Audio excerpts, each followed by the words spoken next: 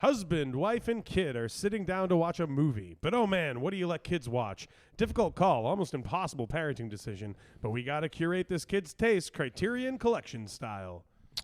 Okay, I just realized that this really sucks. What's wrong? What's the big emergency? Our kid is really young, but I would like to watch a good movie. No. That is not going to happen. We'll watch Frozen again. I can't watch Frozen again. I'll go insane if I have to watch Frozen again. He's our son, and I post about him on Instagram. That's how everyone knows, and he likes the animated film Frozen. No, he doesn't. I don't believe that. He needs to be into stuff that has grit and karate. It seems like our kid has a crush on this lousy broad. Sorry, I mean this lousy lady. Yeah, he needs to know better. That wintry bitch is not the type of babe that he should be chasing. Kid shows up holding his stuffed hippo, doing the classic I can't sleep bit, where you try to score some free TV watching. Hi, hello, it's me, the kid. My bed is hot. Go back to bed. Kid immediately turns around and walks away, confidently calling over his shoulder. Okay, but this is going to be a core memory. Shit. This isn't my fault. Fuck, I knew this would happen. Do you get the dynamic yet? Like, how's this whole family works? Good. Let's roll. This couple keeps yelling at their kid, which is proof they're going to win. He's not ready for cool stuff. He still has to watch baby stuff. I'm tired of watching baby stuff. It's time. He's 4 years old. Let's open the floodgates. You can't. I saw a video about a baby who watched Apocalypse Now, and it made him attend USC film school. Dear God, with a minor in business? Tell me there was a minor in business. No, his minor was some other kind of film studies bullshit. Shit. God damn it. That's the worst thing a kid can do. Either way, we have to show him crazy cool shit. But why? What could be worth that kind of risk? We have to do it in order to make him cooler than other kids. It'll fuck him up. You're going too far. Husband is blown away that the freaking wife has again missed a crucial emotional point of what is happening right now. This is exactly like the kind of thing that is not good. That is good. Yeah, I changed it. Oh, sorry. Don't you understand? Don't you grasp what's at stake here? You're short and I'm short. Do you know what that means? So what if we're not tall? What's that got to do with anything? What the fuck are you talking about? Our kid has to know cool stuff. He's going to be short. I repeat, what does that have to do with anything? He has to be cool and know cool shit if he's going to be short. Is this because I said you couldn't hit him? Yes, it's making me fucking nuts. Look who's back, the kid. Wow, this kid really wants to stay up and watch prestige TV style bullshit. My bed is too cold. It's bad. I hear a noise when I lie down. Go back to bed! Okay, just I can't sleep. I hear voices. We're We're doing our best. Okay, never mind. Good night. Good Good night. Feel the tension? The kid does. Now it gets real bad. The Saw reveal music starts playing. Husband gets intense about his opinions about watching good movies in front of his kid. I've got this. Dead to rights. What is this new shit you're pulling? What is this? The kid watches Texas Chainsaw Massacre at 10 years old. That's what fatherhood means. No, he's too young, you sick fuck. He watches Pulp Fiction at 11 so he can be cool in 6th grade. Absolutely not. Too young again. Then he watches Come and See with sound. Fucking stop it. He's just a boy. Whoa, it's the kid again. What a little marriage troublemaker he is. I heard my name. Hello, what's going on? And can I watch Euphoria because you forgot about the boobs? Go back to bed. Okay, we are winding down now. The two parents are done shouting at their kid, and they've worked out a perfect system of parenting that everyone can agree with regardless of how online they are. Okay, we're at the end, right? We agreed on everything. Yes, he doesn't see anything bad until he's 13. Right. And then after that, all of humanity's worst horrors for 45 minutes out of every hour. Right. Bombings, gore, sex, violence. And the border where sex meets violence. Right. Every David Lynch movie at the age of 13. That's our parental guidance. Fine. Sounds good. But in the meantime, what else is in our control? I don't know. It seems like we get away with yelling at our kid a lot. Yeah, that was in our vows. No, it wasn't. Oh, sorry. I thought the basic premise was vows was things that you yell at someone. What the hell? That's not what marriage vows are at all. Then why were all those people at the venue? Were they just mocking us? It was our wedding, you fucking moron. Why was I yelling so much, vow-wise? Because I put up with you, which is, in turn, because you're a state trooper. Right. Anyway, let's let the kid watch whatever he wants. Hell yeah. I'm going to watch a bunch of David Lynch movies and piss everyone off at social functions. Try to avoid yelling like your father. I can't stop yelling. Yelling rocks. It's true. Husband did yell a lot in his wedding. Everyone chalked it up to passion, but he seemed confused about being there. She did too. It was one of those things where it felt like these two got married after a fender bender. Fiend scene. The more Zack Norton sketches we read, the more I feel like me and him had the same childhood. God has gone on vacation. God's been gone for so long. God has gone on vacation.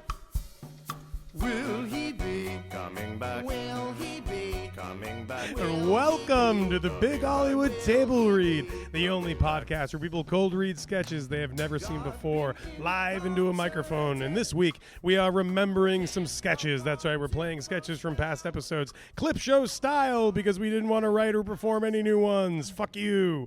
As always, I'm your host, Tom, and with me, as always, is my co-host, Caitlin. Say hi, Caitlin. Hello. And with us, as always, the terrifying Hollywood magnate, the one who said, we need a clip show, Tom, and do it right now.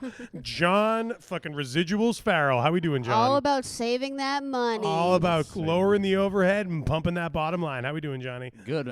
Wait till we get the AI involved in this show. Oh, Then we're really no. oh, I didn't tell you this. Fiend, scene, voices and choices. Go ahead. Go ahead. Ran AI. Also, that first, and we're doing this new format. That first sketch was from episode 47, featuring Brian O'Donnell, written by Zack Norton. I was Thank you trying all to of our guess the wonderful entire friends. time who was the other voice. I was like, who was that? Brian also as a man, as a childless person, yelling a "go back to bed." That's like that man's Very a parent. good. That's Yeah, very yeah. much like a parent. Super. What were you gonna say, John? Also, John was a really good kid. Yeah, Because he just has kid energy. You know, Yeah, yeah. where he's just like, hello, and everyone's like, fuck you, and he's like, okay. Okay, bye. What do you got, John? I ran AI through one of the sketches you sent me back of mine. Just like, or what is this fucking thing? So did you put it in and say make this better? I said suggestions, and it said say shut up less, and I was like, this thing doesn't know what it's talking about. You don't know comedy. That is the thing about, like, I guess all comedy.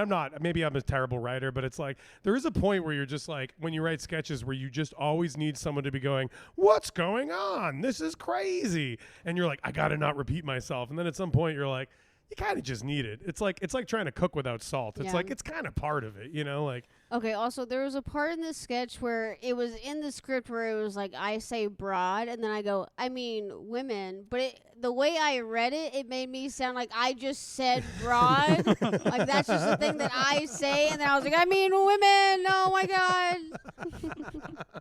This is a really fun one, too, of like putting people in a really bad position for like how their voices can be clipped and everything. And then if you we have audio of people just saying like abhorrent things, and they have to be like, no, I was on a podcast that people cold read sketches that they've never seen before, and they're like, I've never heard of that. It's like nobody else has. We're totally free from that. Yeah, when people go in that congressional hearing, they all have coming up for us. 'cause Yeah. for the blackmail. I think we've derailed like at least a couple of cabinet members, right? Like people who are up to be in Gotta a be. presidential administration, and Hopefully. then their words and actions on the Big Hollywood Table Read come back to haunt them. I You guess. know, Caitlin? You know, like Sure, yeah. You know when Dan Bomba was nominated for Secretary of the Interior, you know, like All I know from seeing Oppenheimer by Christopher Nolan is that the first person in like 20-something years didn't get didn't get confirmed to be confirmed the to secretary. be. Yeah. Yeah, it was good performance. Do you see Oppenheimer, John? I did, yeah. What'd you think? It's good movie. I mean, it's gruesome. Yeah, it's like Yeah. it feels like the best PowerPoint ever. Mm-hmm. But it's still a PowerPoint. Like it's just like then this, then this, then this. Yeah, Are I you getting was- all the information? Are you picking up? It's like it's mapped out so well that I'm like, but is this like a good movie? I was or- underwhelmed by how hyped it was. Like I was like I enjoyed this, but I just thought it was fine. Yeah. Yeah, it's like also Nolan has his like, you know, the criticisms of like stilted acting, this, that, and the other thing. Like there is something about him doing a period piece that I don't think he's the best at it because it quickly just turns into oh God, Emily Blunt in them, walking yeah. around going like, see, the wall's on, see? Like, everyone's just yeah. kind of like, it takes you out of it a little bit. Of like, everyone's like, see, I'm wearing a big hat. And I'm like, this feels like it's more natural That's in probably somebody else's hands. That's probably why the Odyssey did so well, actually, because he was like, I'm just going to make this a modern Odyssey as much as I can. Like, it's going to be a modern interpretation in a way. Like, that's the way to do it. yeah. Like, it was, obviously, it was, like, to the T as far as, like, the actual story and stuff. Like, it wasn't, like, Coen Brothers, like, the Odyssey, but it was, like, it's going to have a modern cast, and it's going to be diverse, and it's going to be a different story. The story is going to be about a different thing, and so that's why it works so well. Whereas he just covered the story in Oppenheimer. Yeah,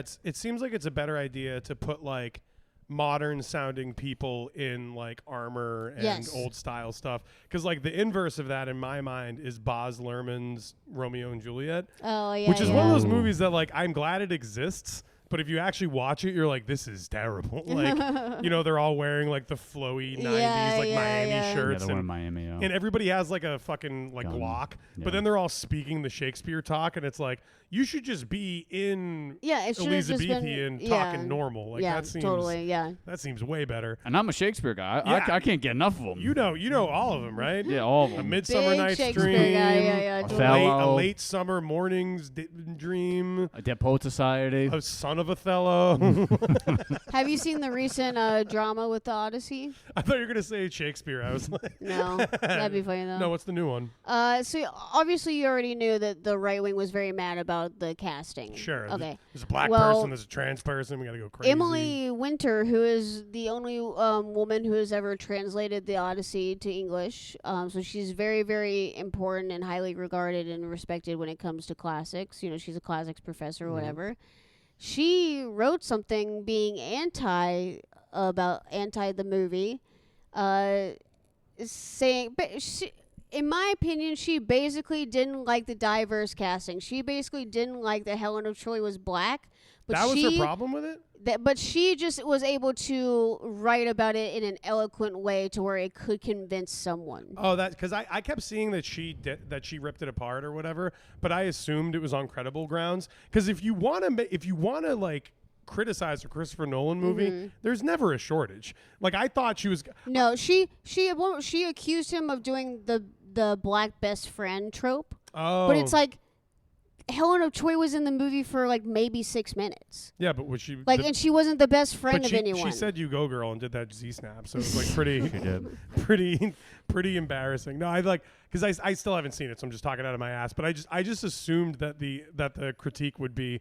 Yeah, I don't know. Then there was that whole speech in the middle about time dilation or some kind of Christopher Nolan bullshit that I'd be like, or I couldn't hear anything everyone was saying because of the way it was mixed. I was just like, oh, that would make sense for most of his movies. But it was just like a straight up like revisionist history accusation. Yeah, she's just a good writer. She was able to convey it in what seems like an intellectual. It's like when someone is smart, so they can say dumb shit in a smart way, and it's like. And so everyone just listens to them and goes, oh, yeah. But it's like, listen to what they're saying. Don't listen to how they're saying it. Listen to what they're saying. Also, just like the whole point, and this is an oft-made point, but I'll make it again anyway. But it's like the whole point of these things is everything should be cast in this kind of way where it's like, sometimes this character's black, sometimes they're white, sometimes they're Chinese. Yeah. That's how we got a white Jesus, was by making it up, which is fine. Very true. Also, if a movie has monsters in it, if a movie That's has a very rude name for the kind of people you're talking Okay.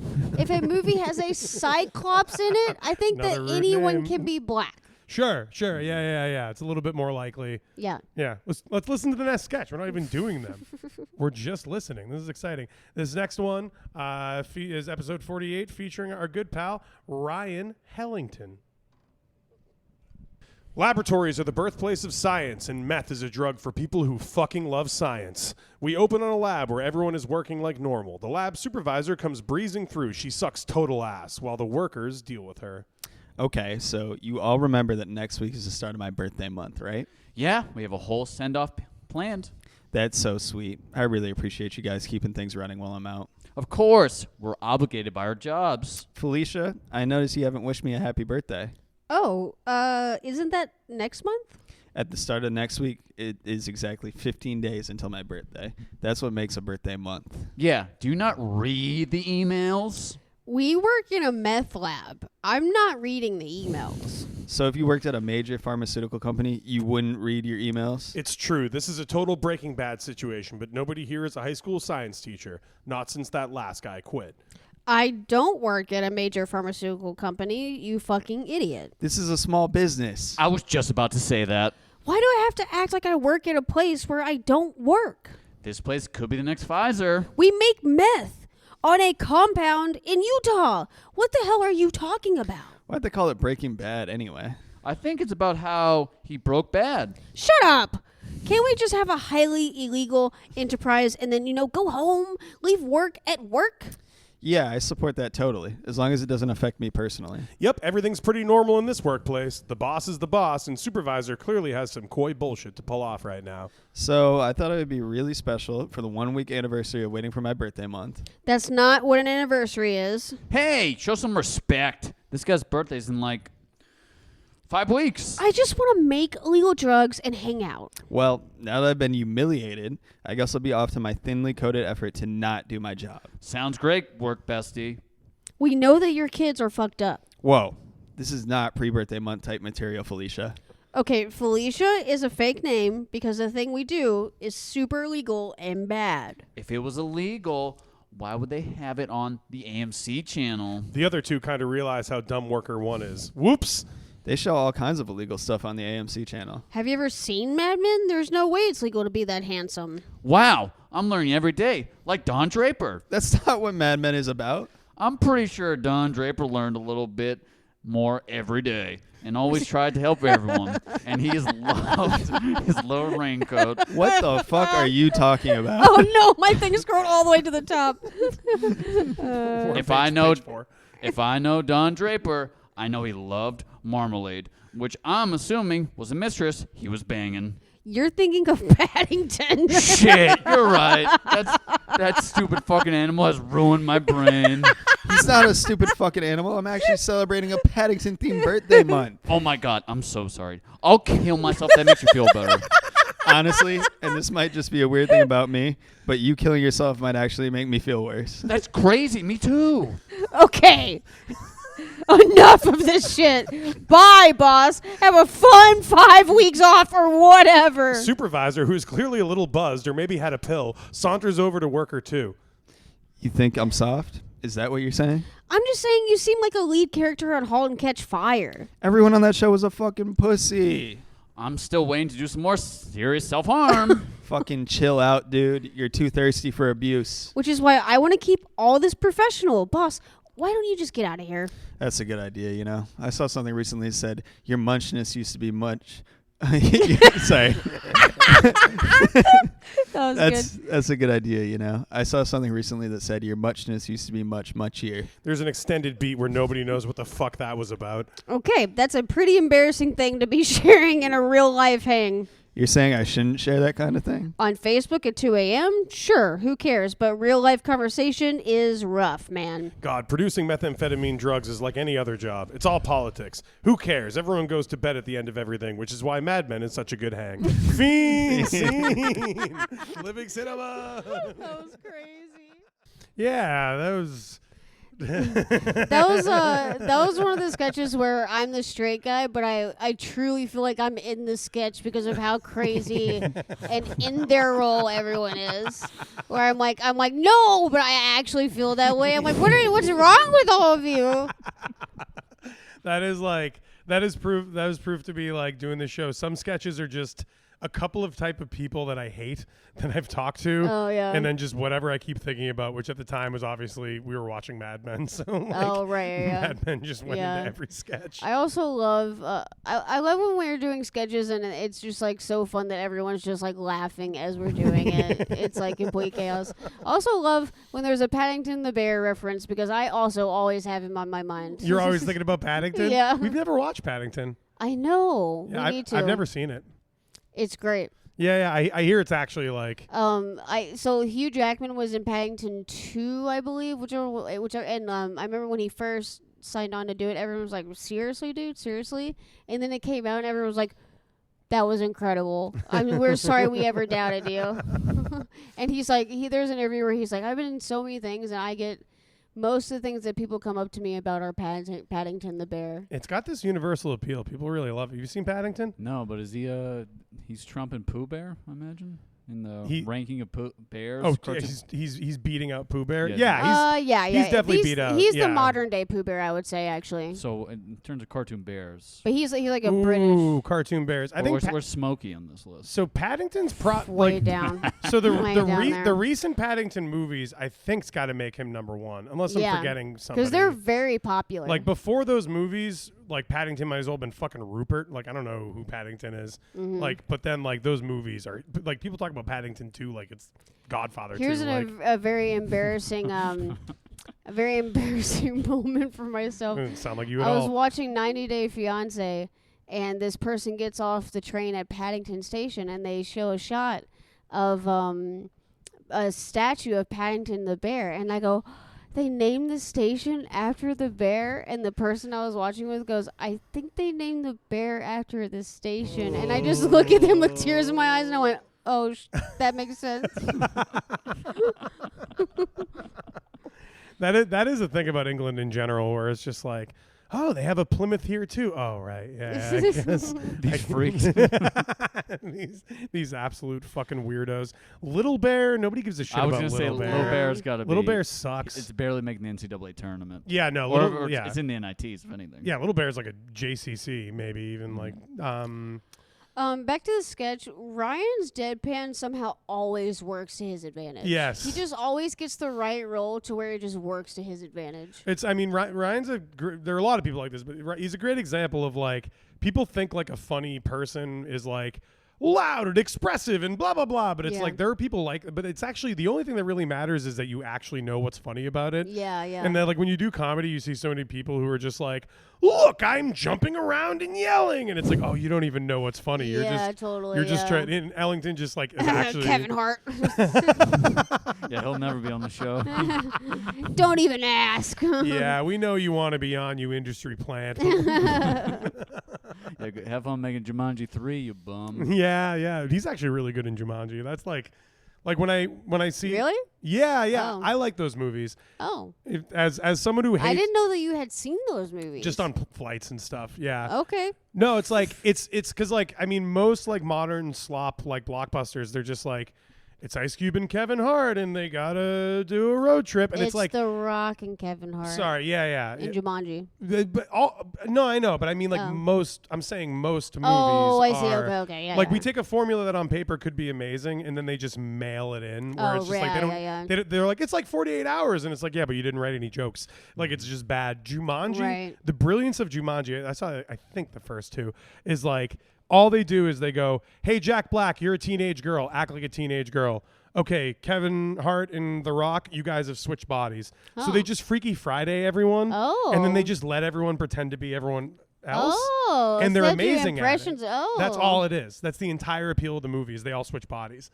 And so it's just like, even if you're going to make it. I have seen in interviews, like in clips, that The Rock has pretty good impressions of Kevin Hart. And that's the thing. If like I know The Rock, like if like he refuse, he has so much control over everything he's in. Yeah. It's like impossible for anything he's in to be funny because like he has to think it's Yeah. funny. But if you're just like, yeah, just impersonate Kevin Hart for like 40 minutes of screen time. It's Yeah. like it's just like the perfect happy medium of like Yeah. everybody has a good time. They you know? also separately, I'm not really a fan of either of them. They have their purpose within Hollywood, but I'm not really a fan. Together, they have a pretty good chemistry. I agree, but I believe that good chemistry can be run into the ground by DraftKings commercials. Of like, course, yes. Like Yeah. like Yeah. I would say past tense. Like I Yeah. feel like they discovered they had good chemistry, and after 2 years of like fucking Verizon ads or whatever it was Yeah. like they no longer have good chemistry. It's over. If they don't have good chemistry, then why can I bet they have the best chemistry? Answer that question for me, okay? Yeah, John did a Martha Stewart, Snoop Dogg, The Rock, Kevin Hart parlay, and it made him quite a bit of money. It was pretty. I'm buying back that factory I lost. Before Snoop Dogg did the inauguration, and I liked him.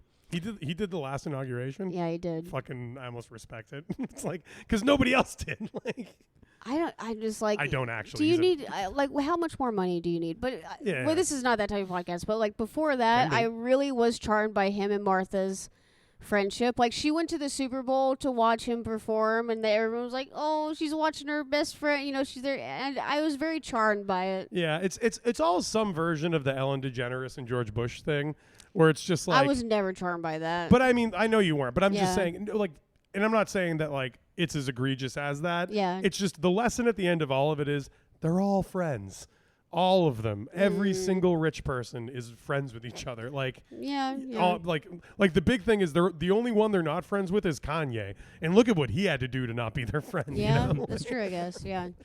Be funny if I don't know. I know that they're all friends, but they don't all actively publicly hang out like Martha and Snoop Dogg did. But and this is why I'm hyper cynical. If it's like the Serena and Wimbledon thing, Yeah. if Martha and Snoop being friends wasn't between 75 commercials about Martha and Stewart being friends. Okay, yeah. Martha and Snoop Dogg, but it's like one of those just sort of like if you're always endorsing stuff, then I'm just gonna like it's like Yeah, it's true. it's yeah. like what's her face Dax and Kirsten Bell. Yeah, Yeah. it's one of those like I don't know. You guys could be a totally, but like if all you do is endorse products together, I'm not gonna Yeah, it's be true. charmed. Yeah. It's like I don't know. What you're always endorsing everything, John, but you keep your wife out of it because Yeah, she's- she's in the airship. She's No, she's like Joe Rogan's wife. No one ever sees her. oh, is that true? Is she totally off the radar? I didn't even know he had a wife. Oh yeah, he like everyone like there's a big thing like so what does she think of it and like no one can find. I mean, anything if about I it. was that guy's wife, I wouldn't want my face to be seen anywhere. The big reveal: his wife, Whoopi Goldberg. Let's listen to the next sketch. Oh man, if God was real. Oh, there was she dated someone really random that Ted was. Danson and Edward Norton Yes. at isn't different that times. so But yeah, weird? in the 90s, She has a weird track record. in the yeah. 90s, Whoopi was pulling some pretty famous white boy tale. Yeah, Like, yeah. for sure. Next sketch is a John Farrell original featuring Tyler Durniak from episode 50. Enjoy. Doctors won't tell you this, but most diseases can be cured with ginger ale. But for veteran private investigator Clues O'Lawful, no amount of Canadian nectar can ease his amnesia. We open on a hospital room where Clues is waking up from a very short coma or a very long nap. Where am I? What happened? You're in the same place you were last week, Clues, the private investigator's hospital. Aw, Chief, say it ain't so. What did I do? What do I have this time? Overtime arthritis? Yeah, but that's not a surprise. You also got amnesia, which is unusual. Strange. I usually get amnesia in the spring. You got bigger problems. You have to find me a car that you've already found. Then why can't I remember it, huh? Explain that to me, smart guy. Because you have amnesia. You can't remember because of the amnesia. Fine. Just don't act like I did it on purpose. Remind me of the details. It's a motor vehicle, a car, I believe, possibly a mid-sized SUV. The vehicle belongs to the Mona Lisa. But paintings can't pass the driver's exam. That kind of thing would be on the news. I know that. I'm the chief. But I want that car that the Mona Lisa gets driven in. Clues goes into total PI mode, even though he's in the hospital and pretty brain damaged. So it was Miss Linda in the vehicle. It's Miss Lisa. So was Miss Lisa in the vehicle? If not, case closed. It's not that simple. We need that car. That Mona Lisa has only been driven in one vehicle since 1503. Don't bullshit me. The Mona Lisa has been to every Super Bowl and Woodstock Music Festival. You stupid moron. Those were publicity stunts for the brands. So that painting has only been in one car? Correct. But someone else has the Mona Mobile. And the Mona does not enjoy change. Find me that car, Clues. I'll get a big envelope for you. The chief exits as the nurse, a sassy, brassy Edie Falco type, enters. Nurse, I'm going to need a giant cigar and discharge papers. Oh, shut up. I'm addicted to pills. Well, I'm not here to solve the mystery of where all the pills went. That's right, and things are going to stay that way. Hit me with the morphine. Get out of my hospital. Clues gets kicked out of the hospital and gets in his huge, cool car. He's met by the chief at the scene of another car. Clues, nice to see you out of the hospital. Nice to see you found that stupid car. Can I go home? Not yet. You gotta solve this mystery, and I'm your manager. How long has the car been here? 4 days. This dumb hick and this one... Take 2. 4 days. This dumb hick is the one who found it. They're over there. There is indeed a dumb hick standing there, totally unbothered by the insult. How'd you find this car? Walk by it Monday because that's the day that I like walking. You catch what they look like? No, just that they were bad at vacuuming. What do you mean? They didn't do the traditional car vacuuming techniques. So you work in the car vacuuming industry? Yeah, I'm certified. I can tell you all about my work and how the young guys don't do it. No thanks. But if you think of anything else, give me a call. Hick exits. Clues and the chief try to put the pieces together. None of this adds up. Why not? This is the Mona Lisa's car. You know how much cash you would get for the steering wheel alone? Yeah, like 50 grand. I've been on Facebook Marketplace. Has it been checked for any tracking devices? No, we're going to do that this afternoon. A huge explosion is heard, and the Mona Lisa's car is aflame. People flee the burning limo as the chief's cell phone goes off, and an actual limo pulls up.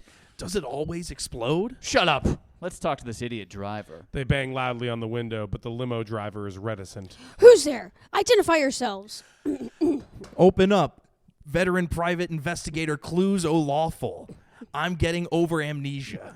You fellas have a warrant? No, we just want to talk. Well, you're talking now. What time did you drop the Mona Lisa off from racquetball? I haven't taken that painting anywhere in 12 years. She canned me. That's why I'm so bitter. Do you have the paperwork from your termination? Of course I do. I framed it out of spite. It's true. His termination paperwork is framed and hanging above the minibar in the back. Do you know who your replacement was? No. All I know is they're a disgrace to car vacuuming. You have a name? Who is this jamoke? No, but I hate them. Can I get the hell out of here? I'm busy, too. Yes, scram. You don't even roll your window down. Where do we go from here? The Private Eye Diner. Cut to both idiots at the PI diner with bad food and poor lighting, but there's a discount, baby. Has the Mona Lisa been reported missing? No, it's right where it always is. Until they have to run some daily errands. What times are those errands? 1 p.m., 3 p.m., and 5 p.m. She's a real afternoon to early evening owl.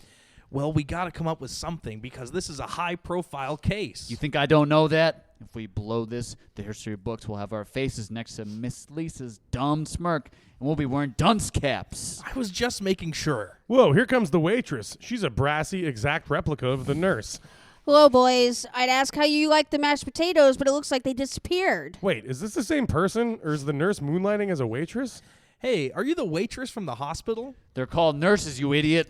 Yeah, are you stupid or do you have amnesia? I actually do have amnesia, all right, and I'm really self-conscious about Well, it. don't forget how to tip. Whoa, this lady's a real card. Everyone is laughing along with the sassy, brassy waitress/medical nurse, so she gets everyone's attention to start humiliating some guy out the window. Whoa, everyone get a load of this idiot who clearly is the world's worst car vacuumer. Wait a minute.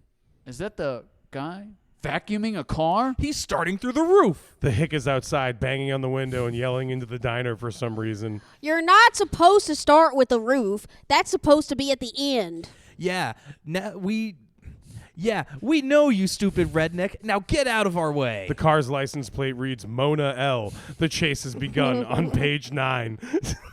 Cut to the PI mobile, a 2014 Honda Pilot, where our heroes are speeding away. Man, a diner and a ferry? This town must make a shit ton of money in tourism. If they make that ferry, I won't be having steak ever again. Mona Lisa's driver goes flying off the life-size Hot Wheel ramp at the dock and just barely makes it onto a departing ferry. The filthy bastard driver smiles and waves goodbye to the chief and Clues. Goodbye forever, you fucking hacks. Now that Mona is free from your clutches, we're going to get married at sea and have a fillet of fish in the finest McDonald's locations. Fuck, I love filet.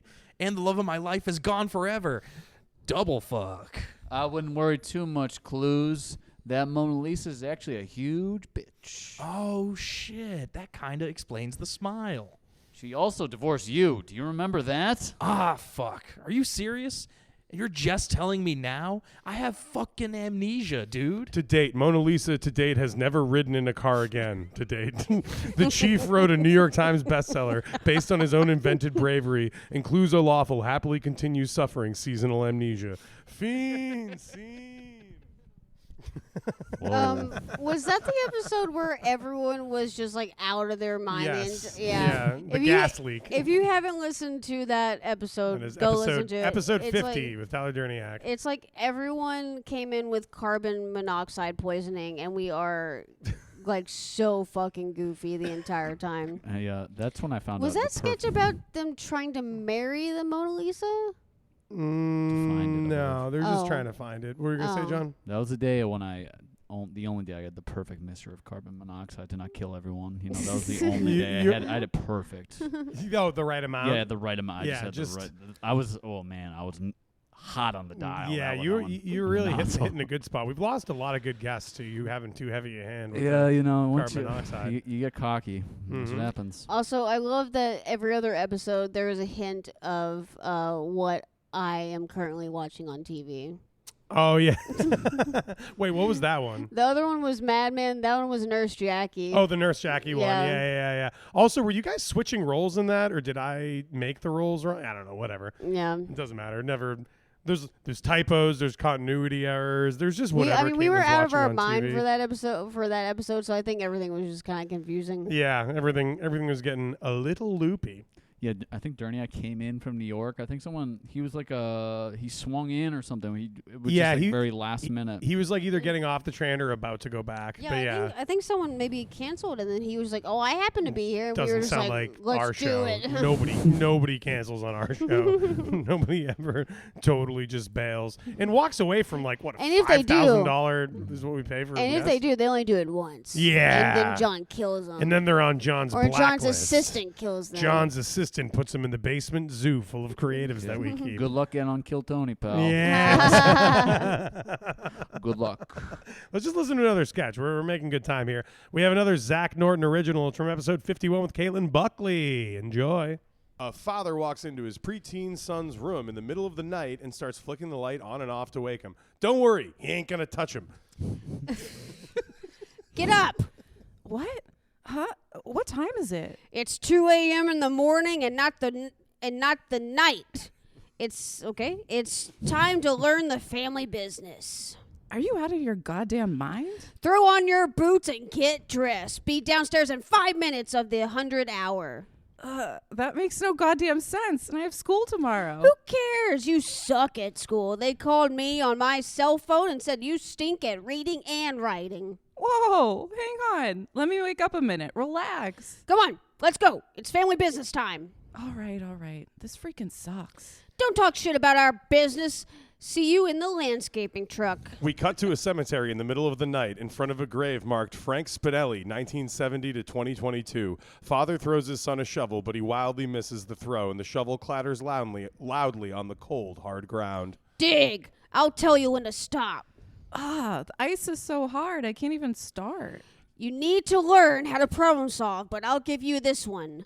You had your first extra large gas station coffee. So? It's the middle of the night. So, just take a hot piss on the grave ice. I gotta tell you everything. Wait, is your business just grave robbing? Our business, son. It's called Paul and Sons Landscaping because it's our family business. I don't get it. You have to explain it to me. Okay. When you're right, you're right.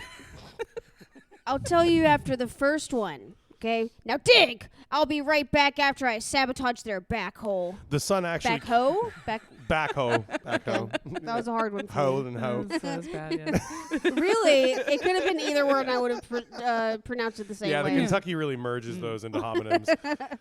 The son actually kills it and digs all the way to the death box. He's pretty good at this. It's also kind of cool to be up before the sun, you know? Father returns with grease, the blood of the backhoe, on his hands. Dad, I dug all the way down to the coffin. I'm so proud. Only 5 more of these and we can call it a night. 5?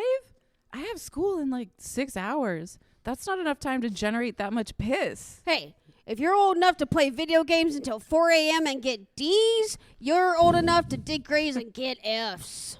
At least I can graduate with D's. My son will fail at school because he's going to get an E, which stands for being an entrepreneur of the landscaping variety. So landscaping is what you call robbing graves? Yes, exactly. And you're a quick study. Cut to the next morning at about 5:30 a.m., just before the cemetery is opening. Father wakes up his son by leaning on the truck horn and smoking a menthol cigarette. Let's go. This is the second part. We have to open up the caskets now? You think too little of me. Grab those flowers. Go place them on that first grave. Frank Spinelli? Wait, did I know him? Not like me and your mother did. Please just explain the family business to me. When you were growing up, you know how every time we played a board game, you never listened to the instructions, so you just had to play the game to learn it? Yes. I had trouble with Candyland when I was 4, and you never stopped bringing it up. Well, nothing changes. Go place the flowers. Father knocks on the door of the cemetery office. The crypt keeper is rubbing sleep out of his eyes. A lot more similar to the HBO guy than you'd think. He's a real ghoulish freak. Yes. Okay. Hey, wake the fuck up. I'm trying to mourn my dead friend, and all these goddamn graves are all dug up. Oh, no, not again. You fucking creep. What exactly do you do here? Do I have to call the papers? I've read one of those before, and I understand they have news you can use. Like how you use dead bodies for God knows what. No, sorry. We have grave robbers. I'll alert the authorities posthumously, hastily. Well, you're in luck, you old bag. I'm actually a landscaper, and I can help. I can fix all your fucked up plots. $1,000 each. Oh, no, that's okay. We have a backhoe. Fine. I'm sorry I called you a creep. A man who is good with dirt is okay in my book. Thank you. See you at the hole in front of my dead friend's tombstone. Father and son sit by the empty hole. A line of goth women are lining up by the cemetery gates to huff keyboard cleaner. No good. No good. The backhoe is busted. Sir, I need your help. Okay, but now it's $2,000 a plot. You said it was 1,000 just a minute ago. That was the 5:35 a.m. price, but the 5:45 a.m. price cuts into my own work. What are you talking about? There's a line of goth teenagers who will definitely bury themselves alive here. It's true. The line of early bird goths goes around the damn corner. Everything on the street smells like a Hot Topic. Fine, it's a deal. The groundskeeper is gonna have my ass. I'll be back. Please make it fast. Whoa. So where'd you learn this business, Dad? Landscaping is mobbed up. Whoa. There's mafiosos and hedge clippings? They're up to the treetops with Gangsters. I was like, is that a disease? They're a up new to slur. the treetops with gangster. Yeah, that's what would happen is I would accidentally say a slur and have it recorded for everyone to hear. They're up to the treetops with gangsters, and I gotta run off every street because of protection rackets. That's bullcrap. So it got me thinking: what's the ultimate protection racket? Cemeteries. Cool. Sure. So, what's my cut? I gotta carve out a patch for you. Your sister has everything north of the tracks. I can maybe get you the south side, but this is my territory. Hang on, I have to take a big steaming piss. Oh, come on. Not Frank Spinelli again. Father takes an epic whiz into the open grave hole, doing that urinal wall lean, but on his friend's gravestone. He zips up as the freaky crypt keeper returns. The CK is horrified by the guy who just shook him down, pissing all over the beloved Frank Spinelli. What are you doing? Shut up, you old corpse. It's better than being a young corpse. Damn, that's so true. You also shut up. This all started because Frank Spinelli fucked your mom. Oh, fucking gross. I forgave her, but Frank, I put him in the ground myself. You used to work here? Yeah, and I keep this guy's skull in my office. You said that skull was a novelty pencil holder. It is. Yep, bet you didn't know your old man was so cool. I'm getting out of here and going back to school. What? You can't be serious. After all the gas station coffee you pissed? Yeah, stay out of school, kid. Yeah, this shit is so stupid. I'm gonna get straight A's. Fuck this. No! Family businesses rock. School sucks. But regardless, kid grows up to be a doctor who is despised by his cuck father. Fiend, Wow. see? Wow. John was really leaning Scooby-Doo there for a few times. Yeah, we were going to rip his mask off at the end. Yeah, Vincent Price impression. or something. There was a lot of struggling with some words, but making it at the end. Yeah, totally. There's a lot. I was gonna say a lot of the feeling of both of you guys in that feeling of watching someone drop something and then catch it midair. Yeah, Where it's like, yeah. oh, you nailed it because you almost fell on your face. Yeah. Like, I could hear John like summon the voice and then go, "Fuck Yeah. reading! I gotta read! I gotta Or read!" he was like, posthumously. Posthumongously. Thank you, Muzzy. There was a nice, I forget who it was. There was a nice riff on this show once where, because we talked about Muzzy and Hooked on Phonics a good amount. Yeah, no. And How it was something George we- Bush never left a child behind. Yeah. Have we talked about Hooked on Phonics? A little bit. It Oh, just okay. there was one time where we all started wondering if Muzzy was related to the word Muslim, and then but like value neutral. Like, is Muzzy a reference to Muslim? And then it was like, we sound like fucking Alex Jones. Let's get let's get away Because from this. I thought that you learned like very recently that I was a Hooked on Phonics kid. I think it was that. Yeah. Oh, Or okay, that yeah. was involved in it. Yeah. Which is like, I probably have said this before, but I just like associating reading with addiction. I like that. That's like a Oh, good right. like. Yeah, totally. Yeah, you will be totally dependent on your ability to read. I love when the sketches find a way to take advantage of my accent, speech impediment, or both at the same time. Yeah, your ability to be Southern. We do. I also we gotta have more of the widow kid who talks like this. 'Cause Oh that's like yeah, that's a great good voice. one. Yeah. very overalls with the two front teeth missing Yeah. kind of voice. Oh, sorry, Mister. Oh man, we should only do these kind of episodes. It's so chill. We just get to like shoot the shit like it's a commercial break and listen to another sketch. Not bad. you know? Yeah. It's not bad at all. Yeah, it's that's how they must feel once the NFL players retire and they get to commentate on the game. you know? Yeah. It's That's how they like, feel. man, it turns Yeah, out. totally. It Yeah, turns yeah. out writing and performing 4 original sketches a week is exhausting, and just Like, sitting around and Kronk, what do you think? Well, I'm just glad that I'm not out there. yeah. It's really nice to be sitting down in air conditioning.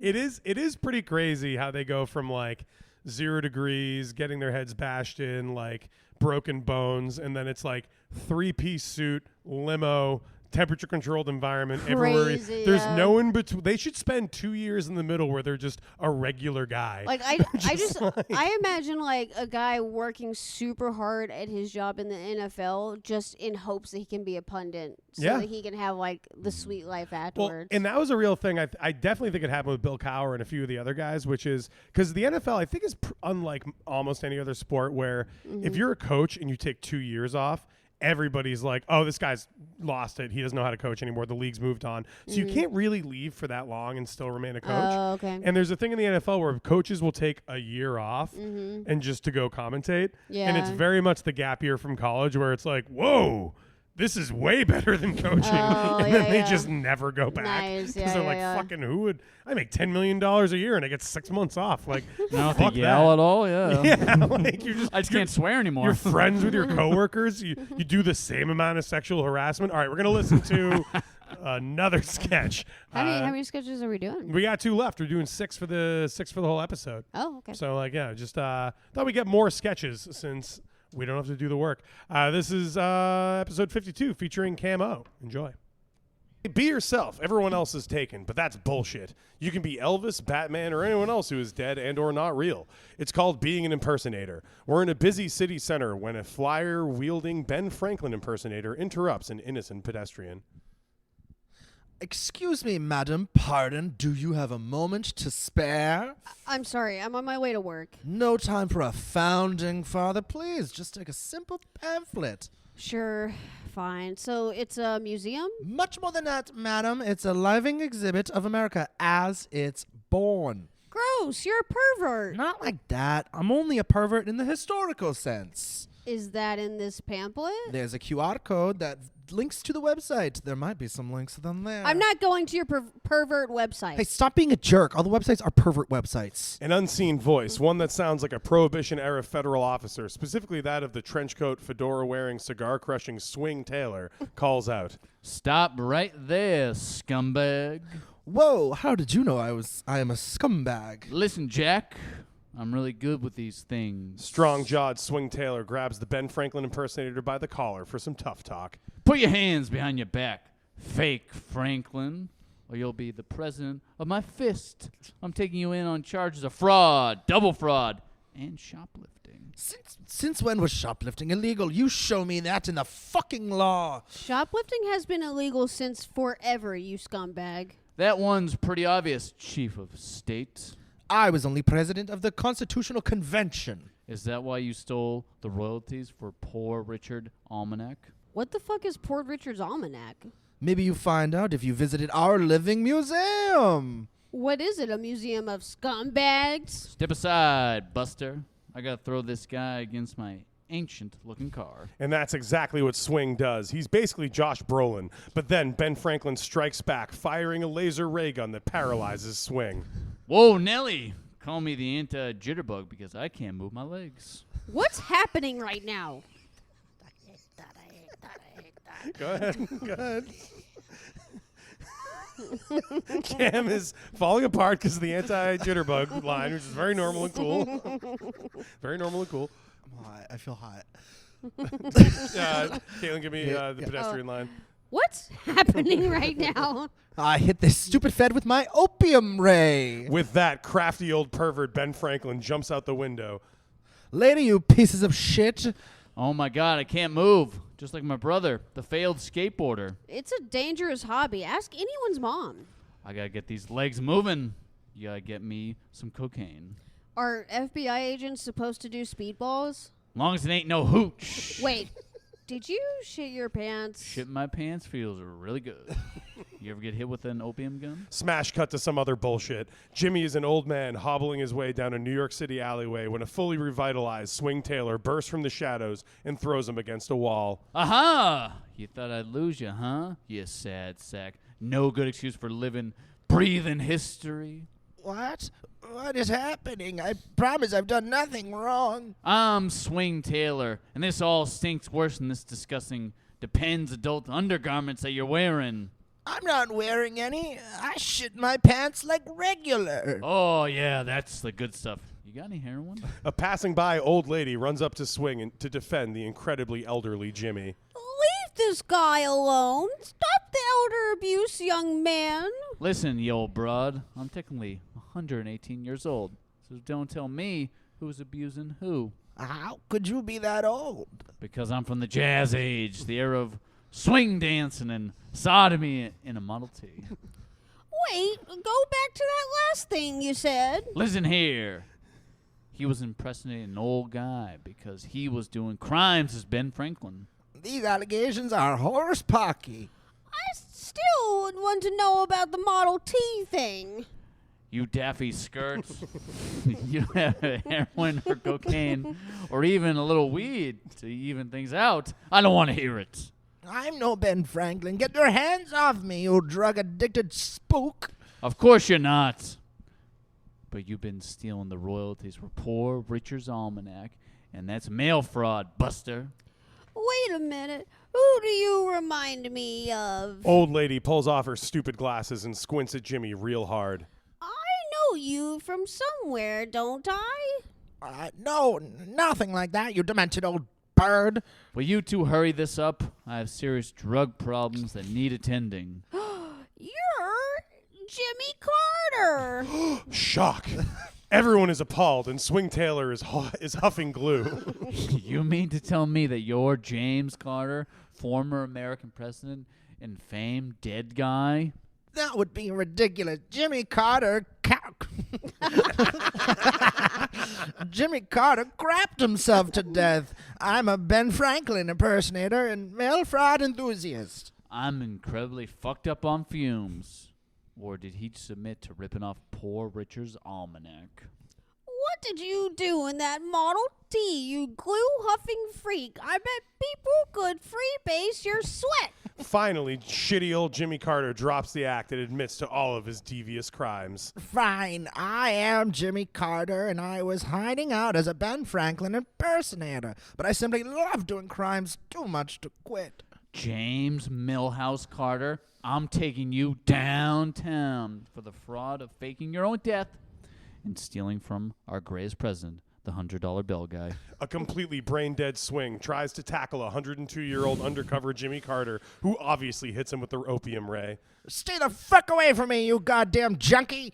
I also think he's a sex criminal. Oh, yeah, that's the stuff, Jack. Keep that opium ray going. I'm addicted to this stuff. Fiend, scene, living cinema. Wow, what a stunningly accurate. The jitterbug line is good. It's You think Cam's still mad at us? Probably. well, he hasn't done the show in about Yeah. 6 months, so I feel like. That might have been why we lost him. I've Facebook messaged him something. No, I Instagram messaged him something. He didn't respond. So I was like, Yeah. oh, I don't know he is mad at us. No, I asked him to do the show obviously a couple times in the past 6 months, and he didn't reply, which is pretty normal, but he didn't reply at all. And so finally, a month ago, 2 months ago, I was like, Cam, are you mad at me? And he replied 2 days later and was like, no, I'm just not a functional human being. And it was Yeah, he has the type of mental illness where you kind of go into hibernation for a little bit. Yeah. He's a wacko. He's a whack job. Yeah. He's a fucking lunatic. We're gonna send everyone. We're gonna try to do for that. We're gonna send everyone into the sunset on the last sketch, which is the Calvin decal from Zack Norton, episode 49, featuring Hal Griffin and Dan Bomba. And we're gonna listen to this one on the way out. But that was remembering some sketches. It was a big Hollywood table read, a new version of it. Snaps all around for remembering some sketches. We've been doing this for, over 80 episodes, and it is so goddamn fun. I have the best time with my friends and my enemies. And thank you so much for listening. Seriously, tell your friends, tell your enemies. We keep writing these sketches and recording them because it's so much fun. But it's twice as much more fun when you listen, whoever you are. And Caitlin and John, I think overall we just continue to be doing a great job. This was the easiest one for sure. And a very good job that we did. Yeah. Very easy thing. All right. Well, enjoy Calvin Decal. We'll see you next time. Bye. Bye. The 90s were real. We read comics and laughed at them. Ziggy? Hell yeah. Doink-faced dork? Yeah, I fucked him. Kathy? She could get it. But there was one comic that actually rocked. Not Kathy. Calvin the Child burst into the living room with an armful of papers. Poll numbers are bad this year, Dad. I don't care. I'm not running for office. Says right here, Dad. Bedtime. You're bad at bedtime. You're really losing some key demographics on bedtime. Not changing bedtime. I do not budge on that issue. Well, if you look at this flip chart, you'll see your constituents are not happy with 8 p.m. No, you're a kid. You go to bed early. It builds character. You're going to tank on the midterm if you don't nudge on this issue. Oh, boy. Here's Mom. I wonder if she's going to hit the whole situation with some wry commentary. He has a point. There's a flipboard. It's like a proto PowerPoint, but yeah, flips are cool. Boom. That's parental sarcasm, baby. Fine, his presentation is good, but no, Calvin, you can't stay up. That's my time when I watch cool TV. Oh, remember this. Hobbs, back me up. I'm just a stuffed animal, too. This is getting too busy for me. He's talking to a stuffed animal again. Kid won't sleep, and he's too old to have an imaginary friend, especially a stupid stuffed tiger. Hey, I heard that. Shut up. You're not real. Fine, whatever. Stop yelling at me by proxy of your son. Zooming out now, that was just the comic. A child named Calvin after Calvin and Hobbes is in the backseat of a car, getting extremely car sick from reading too many comics. This has happened before. Will happen again. Mom, Dad, I think I'm going to puke. Stop reading the comics we gave you to read. But I'm bored, and now I think I'm going to puke. He's gonna puke, and it's never on the blanket. Shut up. You're no toy we gave our child. Yeah, we're sick of having to find you at bedtime, and you smell really bad. No matter how much we wash you. Okay, well, I didn't ask for this either. You think I believe in God? I'm feeling really sick. Can we just stop? I'm salivating hard to grease a... I'm salivating hard to grease a big old pig. It doesn't actually feel like that, yeah. Mom starts getting annoyed with Dad, a totally unique thing that has never happened before or since with any couple. Pull over. Come on. Just pull over on the shoulder up here. I don't want him yakking in the car. No, I specifically saved airline barf bags from work trips and put them in the back seat. Where are they? It's coming. Mouth is wet. Pull over. Stop making this about your work trips. Yeah, dude, just pull over, Dad. I'm not your dad. It's okay. Stop fighting with my stuffed animal. I just can't find them trying to barf correctly here. The barf bags are in the apron of the seat. The apron? Yeah, the apron. You said apron. Oh man, it's the puking noises. Dad, come on. You said the apron of the seat.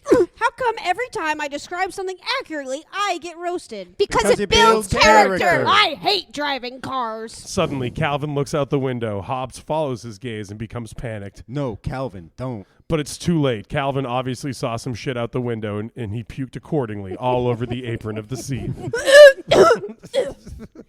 I knew this was going to happen. Zooming out now, this time it reveals that this is all a memory, long but not forgotten. A child who is named Calvin is now an adult failure in a railroad apartment with the filthy rag that used to be Hobbs. Hey, can you just incinerate me or something? Shut up. I'm remembering that road trip Sorry. Take 2. Shut up. I'm remembering that road trip with my parents when I was 10. You got to get over that stuff, man. What did you see that day anyway at the window of the car? No. I don't want to relive it anymore. God damn it, Calvin. You relive puking in that car every day, and I've lived in hell too long for this. Fine. It was the first time I saw that bumper sticker. The one that has Calvin from Calvin and Hobbes pissing on something. Oh, no. That is dramatic for someone whose entire life is based on a character from a comic strip. It broke me. And it's why I barf so bad. Hang on. I'm going to call my parents. You shouldn't do that. It's too late. This adult baby is calling his mommy and daddy to try and right his childhood wrongs. What a bitch. Ma, you there? Yeah, honey. Hi. What is it? Just calling to say hi. Hang on. I'm dialing Dad in. What? Why? Hi? Calvin, you there? Hi, Dad. You're on with me and Mom. What? Why? We told you to stop doing this, Calvin. Then why did you name me after Calvin from Calvin and Hobbes, huh? Why'd you get me a stuffed tiger? Is Hobbs there? He is. And he's disgusted with you. Calvin, will you give it a goddamn rest? Stop calling me and your mother at the same time. Why not? Give me one good reason. Because we're divorced, Calvin. Well, this is about all of us. Remember that day I puked in the car? It was because I saw the Calvin pissing decal. That was like 100 days when you were a kid. What? That was like... Oh, now I'm the one that points out the typos. Oh. I just read it as is. That was like 100 days. I don't know what this is supposed to be. Okay. That was when you were a kid. Do that. That was when you were a kid, Calvin. You need to let it go. Also, didn't you eat like 30 sugar packets at the rest stop when your parents were at the register? I had a lot of stuff going on that day. But the pissing decal was the worst of it. Is he talking to the tiger? He is. He definitely is. You guys aren't being cute. Like in the comic, why is life like this? Please, you're 38 years old, and I reek of cat piss. You have to kill me. He's right, Calvin. You gotta kill him. Stop listening to the tiger. He's not even real. Calvin and Hobbes never comes back because Calvin's dad cheated on Calvin's mom when Calvin was in high school. After it all went down, Calvin's dad moved to NYC so he wouldn't have to drive, but he's haunted by pictures of his son pissing on things. Mom's doing fine. Scene. Nice. Shout out to Zack Norton, another masterwork. I feel like everyone has like a puked in the car when you're a kid story. Yeah. I didn't, but my brother did. We just got to Wendy's, and he got a baked potato, and my dad was finding chunks of baked potato in his car for several weeks after. So He your dad drove too drunk, and now he's sunk. He got a DUI. He killed a cop. He didn't stop. And now he's gonna fry. Knife fragments embedded in the back of his skull.